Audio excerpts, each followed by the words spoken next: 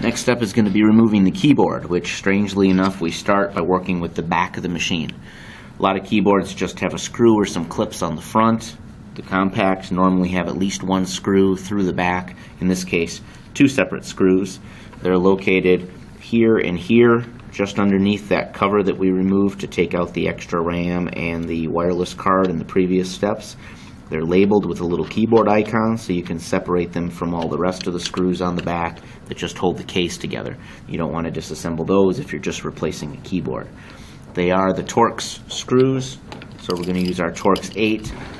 You may notice on all of these Torx 8s on the outside of the machine that those Torx 8 screws are also slotted so that they will fit a regular flat blade screwdriver instead.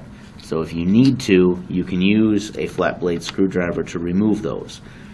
Now, some people like to try to use a Phillips screwdriver or something like that in those holes. We don't want to do that. That'll instantly strip off all the little bumps of that star pattern that the Torx uses.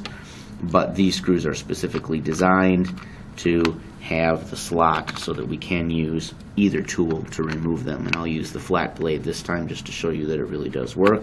You want to use a firm pressure on the top of these screws, not enough to push in and bend the laptop and crack components, but enough that the screwdriver doesn't bounce around on top and come loose, because these screws strip out fairly easily. And once they strip, there is no easy way to fix them. Now these are too short to come all the way out. I can't grab them even when they're fully unscrewed, so I'm going to take the laptop, turn it over gently, and I'm removing just these two screws.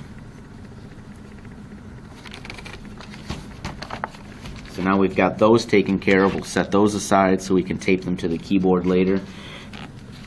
The next step is to flip the machine up the same way you would normally take a look at it when you were using it, and you'll see that here on the keyboard, in between the function keys, there are 4 little tabs in between the F1, the F4, F8, and F12 keys.